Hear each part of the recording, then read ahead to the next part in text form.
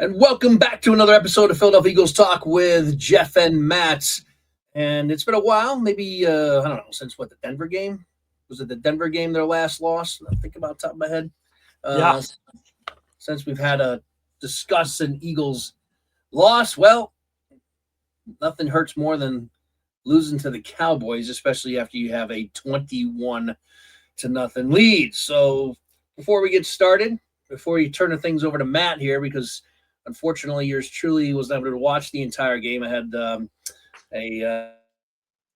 a scheduled conflict this weekend, so I was able to tune in to watch the fourth quarter and the completion of the collapse. But anyway, like and subscribe, and appreciate you watching. So we're gonna kind of tie two shows into one here on a short Thanksgiving holiday weekend. So wishing everybody a happy Thanksgiving out there. So Matt, I'm going to turn things over to you as we already know the Eagles lost the Cowboys, but kind of take us through. The Eagles obviously off to a 21-0 lead, rolling full steam ahead, kicking the crap out of them basically almost into the second quarter.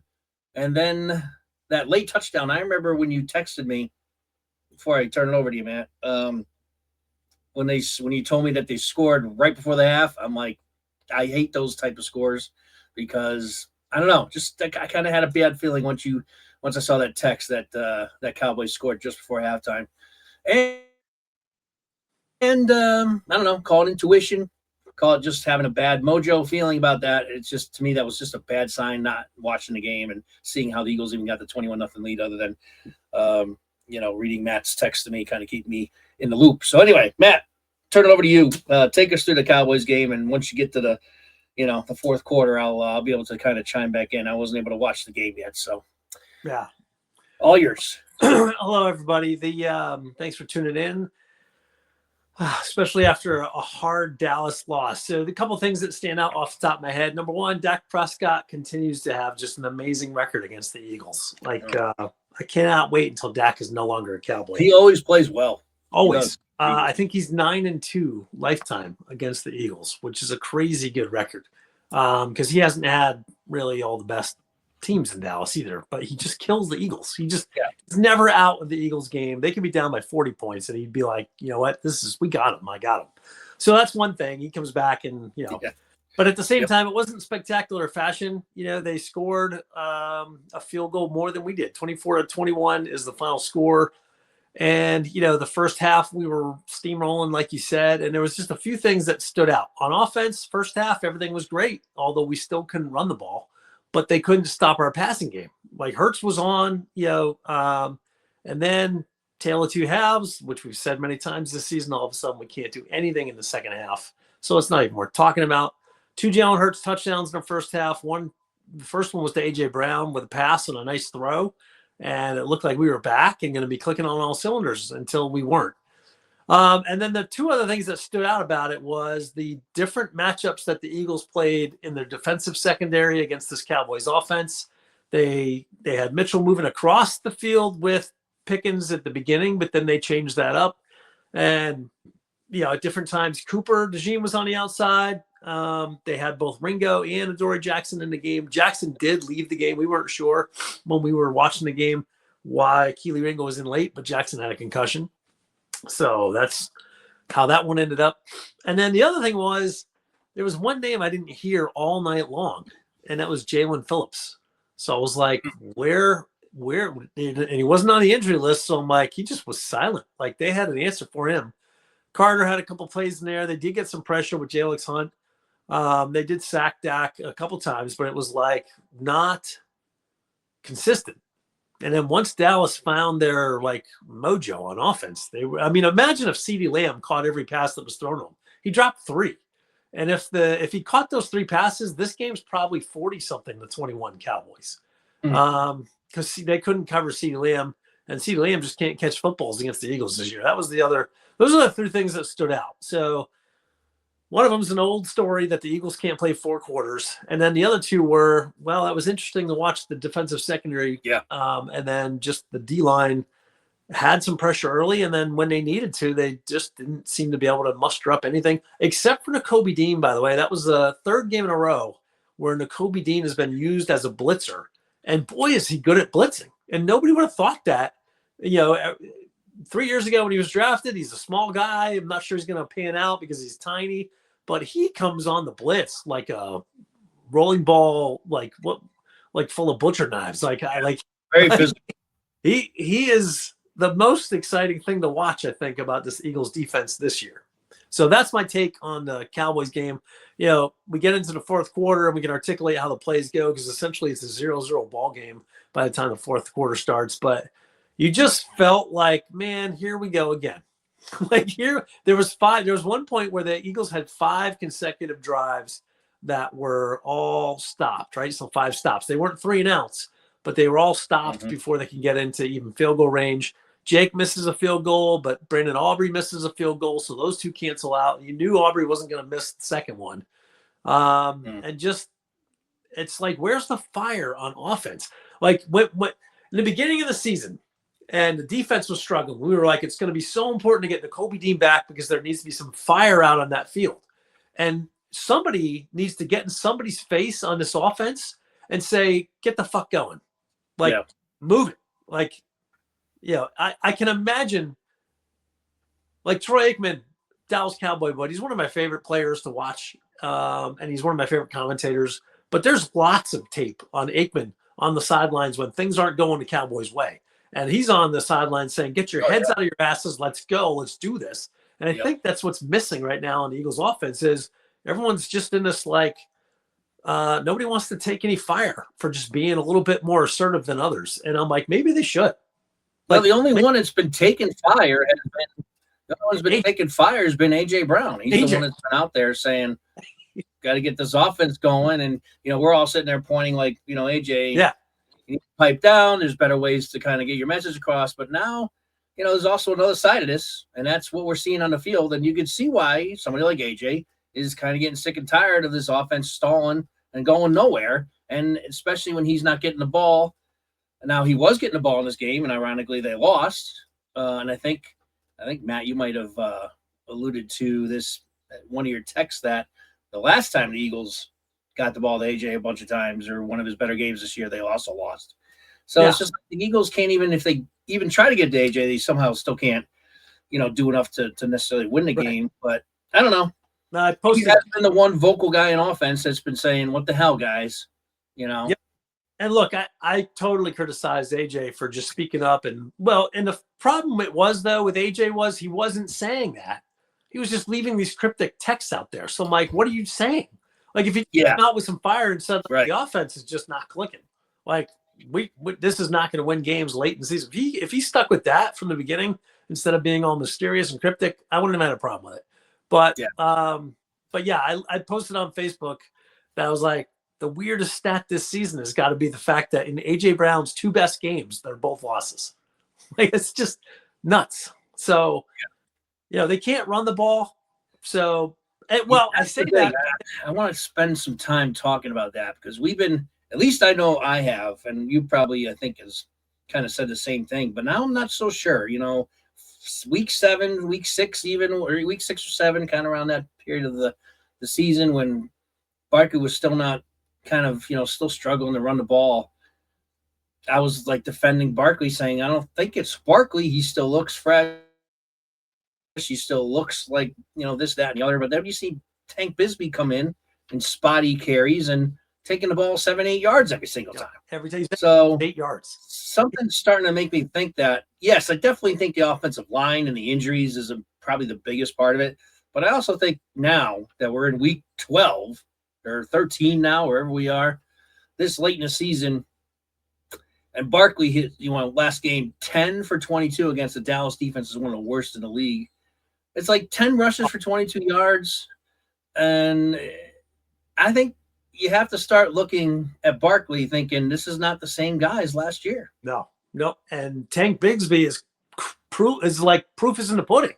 Every time Bigsby is on the field, he's running more than 6 yards per carry. So I would love to see a split of carries and get Bigsby at least 10 touches this next game against the Bears. So 10 touches, and probably the rest of the season, Bigsby deserves 10 touches. And if he gets the hotter hand, I think, especially Give him more carries. Especially this game, Matt, with it's a shorter week and shorter recovery time. Not that Barkley ran a ball a lot or had a ton of carries last week, but if there is a week to give Tank 10 carries, like you're saying, and I agree, it's this week because it's a shorter week. If Barkley is in fact fatigued still from last year, or just beaten up from last year in the 400 and almost 500 touches he had, which I think is we have to kind of lean that way now, I believe. Between that and, of course, the offensive line, it's definitely not been helping with all the injuries and being banged up and not being healthy the whole season. But, give Tank, 10 carries or so this game. I agree. Let's just, mix it up a little bit more because he's had success almost every time he's touched the ball. I think he's averaging like 9 yards a carry. I mean, think about that. He's only had like 20 carries the whole season, but he's averaging like 9 yards. Yeah. So, crazy that. Yeah. So, thanks for that recap. So here I'm coming into the game. I finally get home. I had Merrill Reese on while I was heading home, but he was coming in kind of broken up a little bit. So I walk in, and actually I'm still watching Matt's text because at this point I'm unloading my car and stuff. So I'm still getting updates from him. And this is the last 2 plays before I enter the house. Fumble by Barkley. Dallas goes down to score. Okay, so I'm like getting these texts from Matt. And then it was like not even 5 minutes later, they're kicking off or maybe they did stop. I can't remember. Maybe they got a stop after Barkley fumbled. I don't remember. You can tell me. Did they score a touchdown? I think that was when they had the interception from Blankenship. Maybe stopped that one, but on the end zone. Okay. And then anyway, it was basically, it seemed like it was almost back to back or within the 10 minutes where Barkley fumbles and then kickoff or whatever, and then Gibson. I end up seeing this highlight, but Matt is telling me this in the text. Gibson fumbles the ball. Dallas gets it like 3-yard line. I'm like, you got to be kidding me. At this point, here's the first of all, what the heck is he fielding a ball inside the 5-yard line? The most interesting thing about that play though is the guy that made the tackle that put the pop got pummeled by Sidney Brown. He got pummeled all the way down the field by Sidney Brown. And if there's any example of why you just hustle till the whistle blows, never give up. I mean, that play was amazing by that kid. I don't even know his name, Cook or Clark or something. But Sidney tossed him around for 40 yards before he even made the tackle. Kept kicking him in the ass basically down the field. Yeah, I agree. You know what? As much as we hate the Cowboys, that guy who's probably like a third stringer, just plays special teams, like we said, Sidney's first shot knocked him on his ass, and then Sidney's just like pushing him down the field for another 15 yards. The guy's just trying to get up, and Sidney kept pushing him down. He ends up getting up on his feet and going all the way across the field and snotting Gibson, and is the reason why he coughed up the ball. That guy, 5 stars for that effort. Gibson, 5 stars for being stupid. I don't know what the heck you're doing. This guy's supposed to be a special teams return specialist or whatever. Rule number 1, you don't catch the ball or try to catch the ball. If you're standing inside the 5-yard line, let it go. Yeah. What is he doing? Yeah. Most of the time it's inside the 10 too. So 9 or 8 if they're close, but he's inside the 5. I'm like, this is bad. Like you can just feel it. You could feel the air go out of the balloon once again. And you just knew Dallas was going to score at some time. So to have these stale drives going on, that's the part that was ridiculous. Because even if they were scoring on those, you still would expect that Dallas would have gotten 20-something points out of this game eventually. Because all it would take is them catching the ball and making plays. Yeah, 21-0 lead. But I believe the 21-0 lead, just in going back again, I haven't watched the game yet. I was hoping to before we did this podcast. I just didn't have time. It's been a busy week, and I didn't even have the weekend. But I think the last Eagles score was with about 5 minutes to go in the second half or something like that, or the second quarter. And that's the last time, or maybe it was earlier on in the second quarter, because I think they said the Eagles were shut out 41 straight minutes. So whatever that time frame adds up to be, that's when the Eagles had a 21-0 lead. Don't score again the rest of the game. And this has happened how many times this season? Where they've had one quarter where they look great and then 3 quarters of nothing, or they start the game off with 3 quarters nothing and have a fourth quarter. I can't understand how it's possible that this keeps happening. Yeah. I mean, what do you think is the number one? What would you change if you were the coach? I don't know what I'll do because it's like if they see the players Something's playing changed. hard, they might just be tired from a long season. Maybe they just don't have the gas in the tank, and that's why it's hard to win back-to-back championships in this league. But either they have to own that themselves and have a meeting about that, and decide to commit to the championship, or not. Like it's not. Well, here's what Eagles. I would use for that motivation, if that's the case, and that could be very, very well be the case. I would say if you guys are beaten up and feeling kind of weary at this point in the season, well, bust your ass and do whatever you can to get that bye week. Yep. To get that first round bye, because that's what you had until you just blew this game against Dallas. Now the Rams have jumped over you. Yep. And they look like two totally different teams.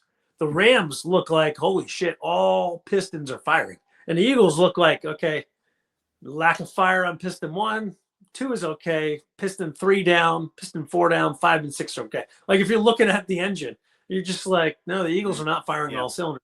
Neither are the Lions, by the way. So like here we are going into December football, and all of a sudden the Lions and the Eagles are falling off their perch. And all of a sudden the ascending teams are the Rams, and we'll find out what this Bears team can be going into Friday. But they have the 2 next best records, right? After that, you've got Green Bay, who's still a formidable team. But we handled all those good teams. But it's so weird to have beaten all those teams, and now we can't beat all the bad teams. So maybe it's a matter of playing up to the opponent and playing down to the opponent as well, and not mustering up for the teams that they know are good. Maybe they think that they're already in the playoffs. So I don't know. I definitely think for sure that they kind of took the gas off the pedal, and it's part of it, which is inexcusable. You got a divisional game in Dallas, 21-0. You can't take the gas off the pedal. I don't, or whatever you want to. Again, we're trying to speculate what the heck happens to this team. But that might have got complacent of 21-0 after winning and beating Detroit and beating Green Bay with defensive performances. Of course, it wasn't offense that really won those games. They just barely got enough points to win both of those games. So maybe they thought, we're up 21-0. Our defense has been kicking ass all year. We're cool the rest of the game. I don't know if that was part of it. But you can't depend on the defense, especially against Dak. We know how great he plays against the Eagles and the NFC East. I think they also had a stat up there that he's like 20-2 against the NFC East in Dallas. He's got a ridiculous home record against divisional teams as well, not just the Eagles. So I don't know what it is, man, but it's so damn frustrating. I was getting frustrated just reading your texts. I'm like, this sounds, I think I texted you. It was like, this sounds to me, based on your text, is like one big choke job. And I said that before the Eagles ended up choking. But they were in the process of choking. And then I got home just in time to watch it. So, you mentioned the Dallas field goal kicker. Guy's not going to miss a second time. The Eagles fans this week with social media and on the kind of radio, they're giving Sirianni a tough time for calling that timeout with 45 seconds left. I don't know if you remember that, Matt. Yeah, I do. They were stuck. I didn't see I don't have a problem with it, honestly. No, they were damned if they did, damned if they didn't. Right. They stuck. I understand the reason why he did it, because if they were able to make that stop on third down, then we have time. Then they would have a little more time to go down and kick their own field goal. Field goal. So I don't know why the Eagles fans and it's really the media guys are giving them a hard time for doing that. I'm like, I didn't have a problem with it. It's like you said, he's damned if you do and damned if you don't at that point. Yeah. The counterpoint is that they're talking about is, well, that gave Dallas, who was kind of like they were out of timeouts, it gave Dallas a chance to kind of reset themselves and come up with a big master plan for that third down play. And I'm like, true. I don't know. I didn't have a problem with it. That one's hindsight 2020. Like the game it's a field goal, so I would have called it too and just been like, hey. Yeah, me too. I think I would have called the timeout also. And Nick Sirianni always does that. The thing I like about him as a coach is he says, I'm going to put it in your hands. I'm putting it in the player's hands. Make a stop. That way we have to score a field goal. And then the defense just said, so. Yeah. All right. Well, let's talk about some of the repercussions coming out of this game now. So Eagles now coming off a loss in a short week. You mentioned we got the Bears up next. A couple, well, two big injuries. I won't call the second one big. One of the injuries was Gibson on that play where he fumbled. He also got injured. So this is something that I think you and I, Matt, 4 weeks ago, if not longer, once we found out that Covey was back on the practice squad, why don't bring up Covey now and let him, who already knows not to catch the ball inside the 5-yard line, guy that has had success. He was one of the better returners before they cut him and then brought him back. I would put Covey out there, this week, So that's one thing I would do. The second and probably the biggest impactful injury is the young rookie, Andrew Makuba. Broke his ankle, and he's having surgery on it. More than likely, he's done for the season. I guess if he has a miraculous recovery, it's possible he might be back for the later games, depending on how deep the Eagles go into playoffs. It's possible he might come back because he'll be on the, the 2 months in. It's about a 2-month recovery from his fracture. I would say he's probably done for the year, certainly regular season and most of the playoffs. So the guy that, as you guys know, if you've been following the podcast, now has his opportunity to establish himself as a starting safety. Now, I'm not saying when Makuba comes back next year that he might not be the starting safety again, but I'm saying right now it's Sidney Brown's job. So, Sidney Brown, the time is now, and I'm confident. I don't have that many reservations about Sidney. Now, other than this, he's a penalty flag waiting to happen. No doubt. He is a heat-seeking missile out there, which we always talked about. And he's not as good in coverage, I would say, as Makuba was. Now, Makuba also got burned this year, too, being a rookie. He had some times where he, was late getting over or whatnot. So the time is now for Sidney. And, it sucks that Makuba had to go down. But there's a part of me that's excited to see Sidney finally get a chance. So that's my take on it. Where are you, Matt, with the, with the fact that we took another hit there with the injury on the injury front with Makuba? Well, so at least it's a guy where there is a player that has some depth, like a position where there's some depth there. And Brown he is a playmaker. So yeah, he'll miss some tackles and he might get some flags, but he's got to balance it out with some of these big plays that we've seen him do before. Like we need a pick six interception. I would let free range it back there and let him play like deep free safety, like most of the time. And if you don't trust him at anywhere else in the field, then pull him and put somebody else in and have them play that spot. But on deep passing plays, let him play deep middle of the field and let him just read and react so he's not trying to overthink stuff. Yeah, people forget that one season when he kind of was, making his way to being a starter. He was getting some starting spots or at least playing and kind of mixing it up with the whoever at the time was also playing safety. I forget who it was. But anyway, people forget that he had like that 98-yard interception return where he caught the ball and like took off like a freaking rocket. I remember I'm like, wow, damn, Sidney's fast. Mm-hmm. I mean, if you remember that play, I can't remember who it was against, but that was a huge highlight for the entire season, that pick six, but it was like 98-yard return. So to your point, he can definitely be a playmaker back there. No question. So it's Sidney Brown's time, and we hope Makuba does recover and is able to get back for, depending on how deep the Eagles go in the playoffs. So hopefully he's, he's able to come back. So the other couple injuries, Smitty has a shoulder injury going into Friday night. Apparently they don't expect him to miss it, but he's going to be playing a little banged up. And then, of course, the other big injury coming out of this game was Reed Blankenship, who's like the quarterback of the defense back there. You got N'Kobe Dean, who basically is the defensive leader. But in that secondary, it's Reed. Reed's the guy that's back there and communicating and making sure everybody's where they're supposed to be and all that. So, and you know what? Is it such a coincidence also that when Reed left that game is when Dallas had a lot of those, really explosive plays? I mean, it was when Reed left the field that things really kind of went downhill. And, or it didn't help, that's for sure. No, there's a lot of talk, by the way, on the Cowboys receivers beating the cornerbacks of the Eagles, but I'm like, they weren't. It's just those are great players. Pickens and CeeDee Lamb are great players. So is the tight end Ferguson. So I'm like, if the ball's up in the air, it's the best versus best, and somebody's going to come down with it. And Pickens made a couple incredible grabs with DeJean in his face and everybody in his face. And by the way, I saw the highlight of that defensive pass interference they call on Cooper. Dude, yeah, all I saw was, I think it was Pickens, right? Was it Pickens or no? It was Lamb.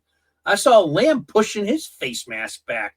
Yeah, like I don't know how he didn't get a push off. Like that could have been OPI, I think, more than DPI. What did you think about that play? You saw it live. I saw the I had to see the highlight of it. But what did you think live? What happened? Lamb made the catch anyways, so I don't think it had any impact. Yeah, he did. Yeah, he made the catch anyway. So, but if it was OPI though, yeah, I saw him have his arm bar on Cooper's face, like it shoved his chin away.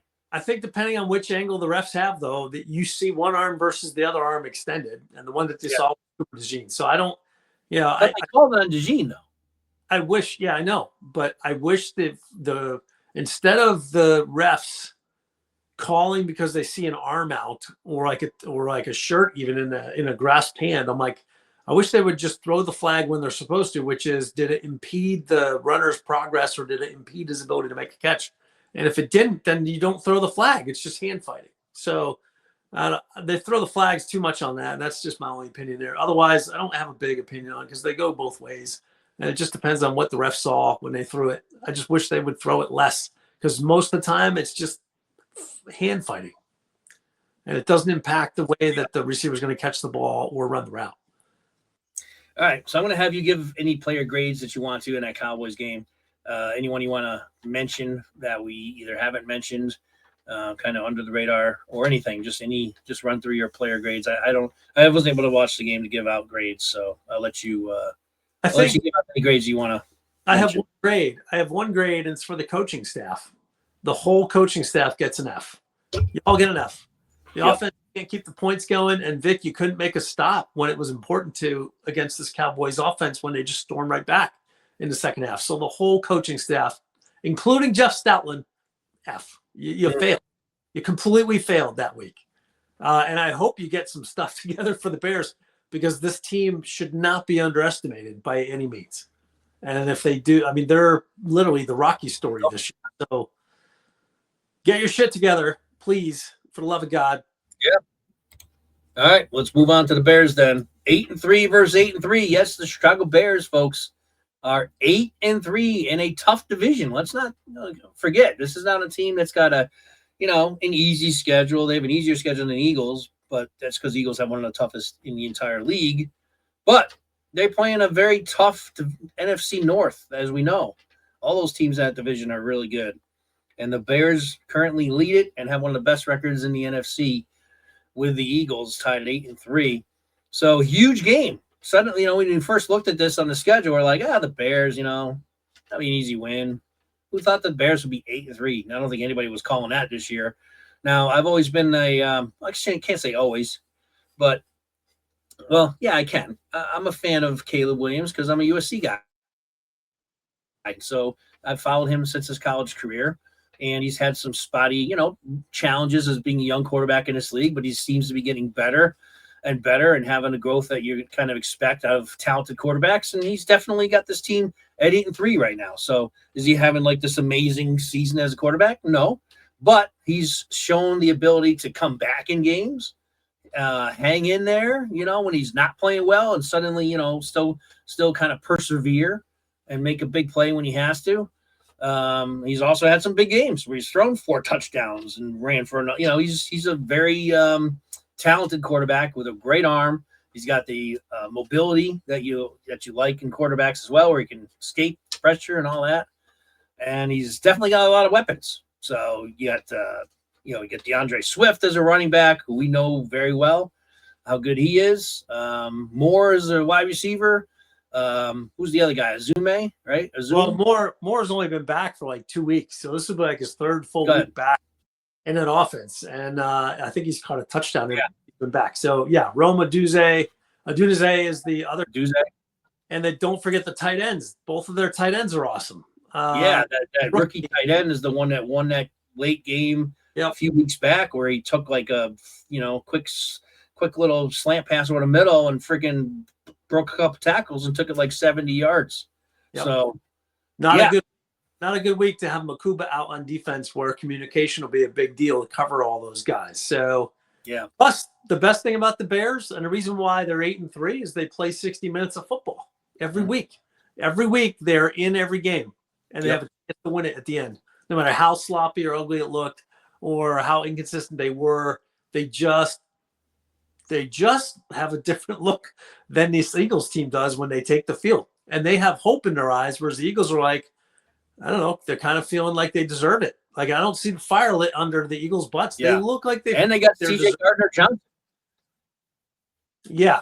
So, and you think he might still be a little bit fired up against the Eagles? Yeah. So you better look well, you out. know what I saw him do last week, and this is what we all loved about DJ, is I can't remember if it was the quarterback or someone. Anyway, someone got hit late out of bounds last week, and it was by Ramsey. Yeah, Jalen Ramsey got Ramsey's Jalen Ramsey like nailed some dude late, and who's on the sideline getting right in Ramsey's face, protecting his teammate?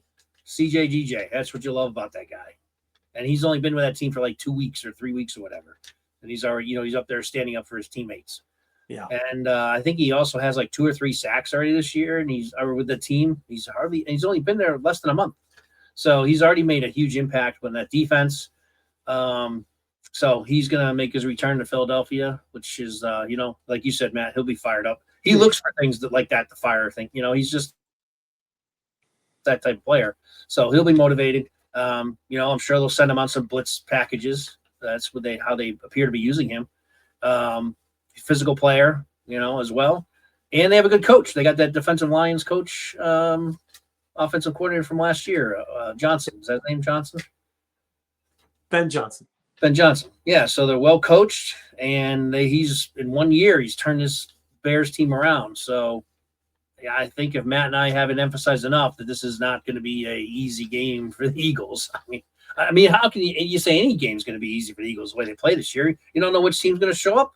No. At what point of the game, let alone the entire game. So, let's get to the keys to the game then, Matt. Let's just jump right into it.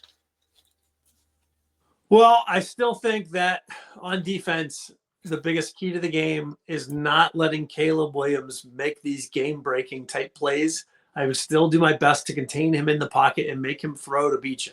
That's the number one key. If he's out breaking containment, or if he's able to avoid the rush and scramble and make a play, we're going to be in trouble because we're not going to be communicating enough on defense to be able to handle that stuff. So the defensive line has to step up big. This is the one guy that if Nakobe Dean comes through on a blitz, Caleb Williams has an excellent pocket presence, and he knows when the pressure, he just feels the pressure before it's there, and he can move. Mm-hmm. So that negates any of these blitz packages that Fangio might have used to success against other teams. So he's a major threat, and I think they need to contain him and make him throw the ball to win. That's my key number one.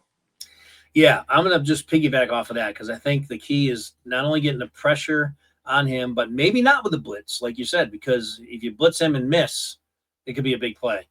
I think Vic might take a more conservative approach and leave it up to the front guys to get in there, because if Caleb tries to escape them or just has a design run, you have the fast Nakobe Dean on one side and Bond on the other, kind of limit that. On the perimeter to try to contain him from longer gains. So I think that should be the defensive stance that Vic kind of takes into this one, knowing how dangerous Caleb could be if he gets loose, and force him into penalties. So one thing he was even like this in college. Occasionally he can get a little reckless with the ball and he'll throw that pick. He'll try to force things.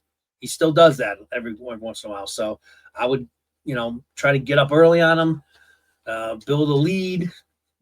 Hopefully, offensively, we could score some points early and get up on him. And so he feels a little pressure to kind of try to force some things. And the Eagles have had an opportunistic defense this year and, make the plays and pick them off, whether it's Bowen, whether it's Blankenship, who's back, hopefully, or even Sidney Brown, like you mentioned, man. Sidney gets a pick this one right off the bat, because of an errant pass by Caleb. So he can get that way, but he also has a gun. So that's the other thing. And he can – even though he has a small window, he throws it hard. I mean, he's got a really good arm. So, but he is vulnerable to that, to trying to force things. So, so that's kind of piggybacking off what you said about getting pressure on him, capitalize on any mistakes that he makes. So that'll be my sort of 1A to your key to the game. Yeah, I don't think the Eagles have any problem stopping the run from the Bears. And that's it. The receivers don't necessarily I'm not too concerned about them. It's really just Caleb Williams, making sure that he's got to make the throws every single time to drive them ball down the field. And then my second key would be the field position of it all. You got to make smart plays to just make that Bears team drive the entire length of the field to score any points. And that's where I would put all the eggs in my basket. Make them drive the entire length of the field to score and just keep Brandon Mann punting it away, and keep the field position on our side. Because we don't do well when we try to be too aggressive. It's bitten this Eagles team in the butt when they've tried to just go for it near the 50-yard line or on the 45 or so. Just punt it away. Yeah. Here's another thing I kind of envision in this game, because it is in Philly. I think that's key.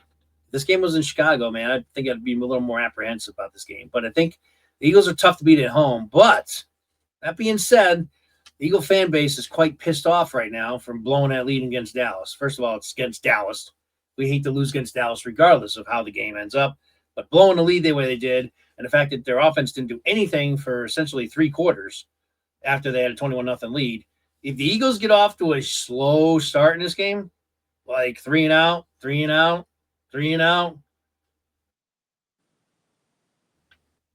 Eagles, the Eagle fans can turn very yeah. You're talking about a Black Friday in Philadelphia, where the entire family probably bought the tickets for all the guests that are coming in, and it's going to be loud and raucous, and it's probably going to be one of the loudest games you'll ever hear at the Link, because it's on Black Friday, and there ain't nothing to do on Saturday.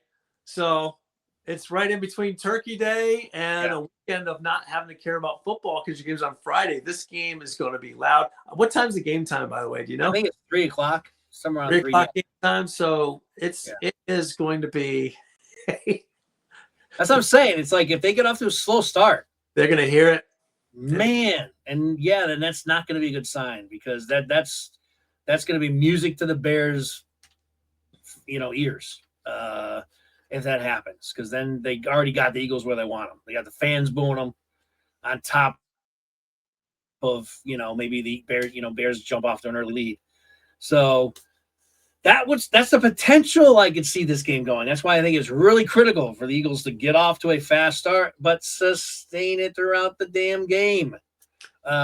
Figure it out, man. They just, I don't have any answers. I've never seen a team that is usually you're either a shitty offense or you're a good offense.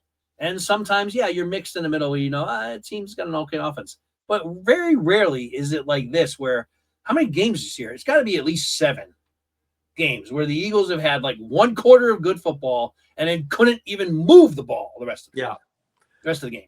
I would have one offensive game plan for this, and I'm so tired of seeing them overcompensate on offense for games where they get the lead, and then they get into ultra conservative, boring blandness. I would put it on the team that says for every game remaining this season, our goal on offense is to score 40 points.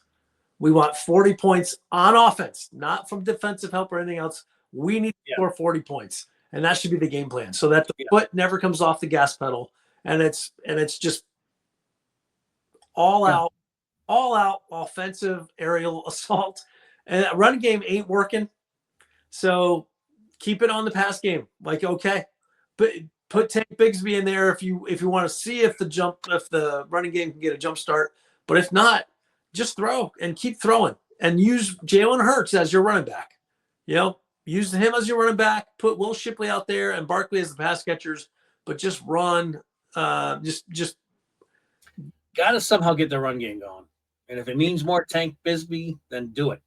Or if it means sprinkling in Shipley, then do it. Because Saquon, I don't know what it is, but he's just not been able to. He's probably overthinking things now, and No, like basically, it's what happens to almost any running back. If you have a shitty line, you're just like you're overthinking. You're trying to like find holes that aren't there or might be there, but they're not. And you can't do that as a linebacker or as a running back because then you're that 1 second too slow getting to the line, and that's the difference between hitting the hole and not. Bigsby, he gets the ball, It's the hole. through the hole. It's the hole. He doesn't overthink it. He just goes. So, Exactly. and this Bears defense is tough. So Yeah. they're not going to have any room to throw to these receivers. This Bears defense can stifle some teams, which is why they're in every game. Yeah. And I would say also another key to the game for me would be spread the ball around. Why is it always got to be just going to AJ or ignoring AJ the entire game and just throwing everybody else? I mean, just spread the ball around. Get Goddard involved early. Throw the ball to get AJ into the game quickly. Throw a couple to Smitty, get him in there.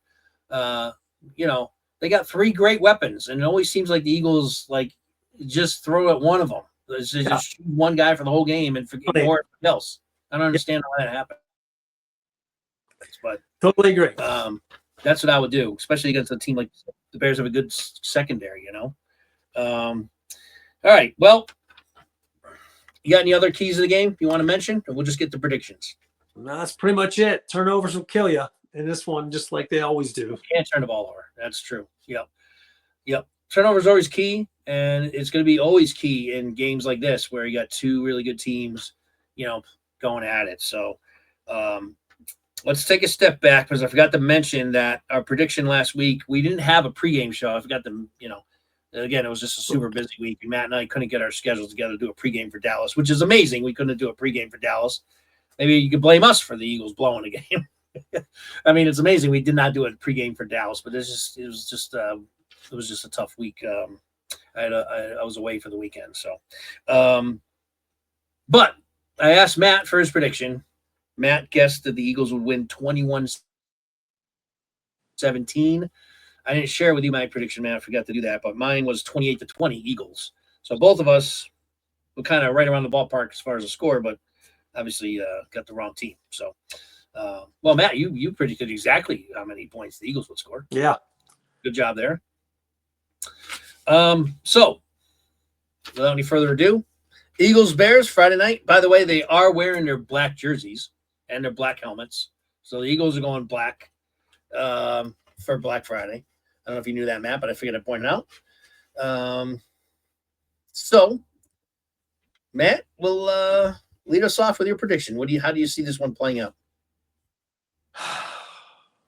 Oh, Man, he's sighing. This one's tough. I want the Eagles to win so bad, so I'm going to go reverse hex on this, and I'll predict the Bears win. Whoa! And I'll predict the Bears win. Okay. 20.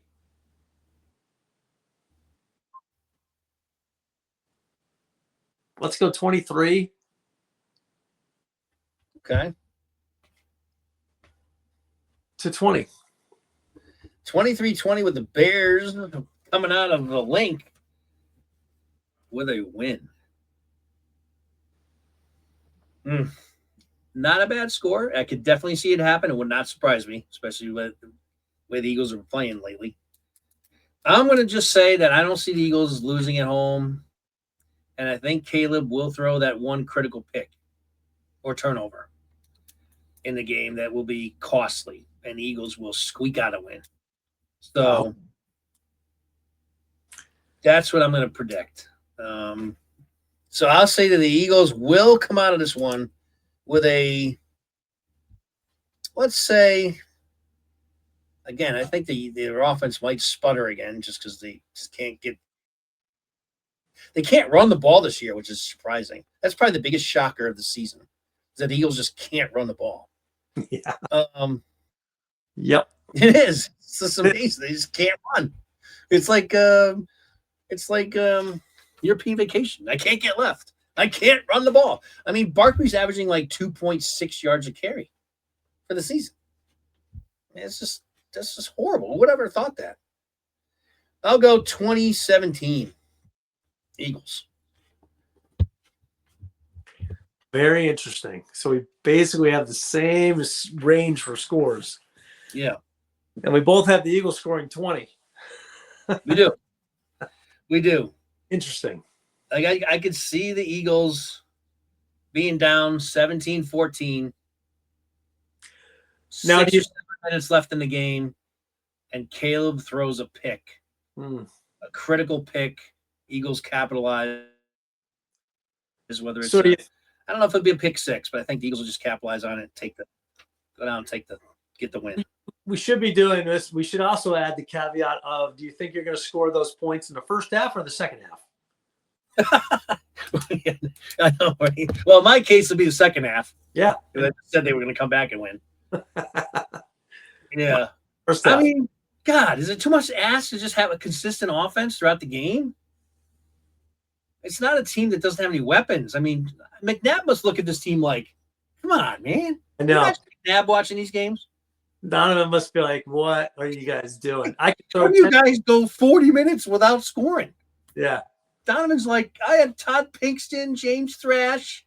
I don't remember ever him being stalled for this long with even playing with those guys. It's really tough to figure out. Conundrum. It really is. All right. Any closing comments, Matt? This one went longer, of course, because we had to recap a game. No, prediction show. But go ahead. Just to stress the urgency of this game, to come into this tied with the Bears. If you lose this one, then you're really up against it trying to get that week off or even home field advantage. Like if this one gets lost, then we're in trouble. Yes, I think there's huge warning signs the Eagles lose this game. Even though it's a good team, the Bears are good. But they're not the talent level of the Eagles. They're just not. Of course, Dallas isn't either. But offensively, Dallas is on par with the Eagles for sure. It's one of the best offenses in the league. Yep. But they also have one of the worst defenses in the league, and we couldn't do anything for 40 minutes against them. So that's where it's like, come on, really? It's hard to figure. It's really hard to figure this team out. All right. Well, as far as the post game, is it possible, Matt, that we could do this in Saturday morning? Are you going to be away? What do you think? Yep. Yeah, most likely. Yep. All right. I know we've. All right. Yeah, because I'll be. I'll be in house this weekend, so I'm not going to be away.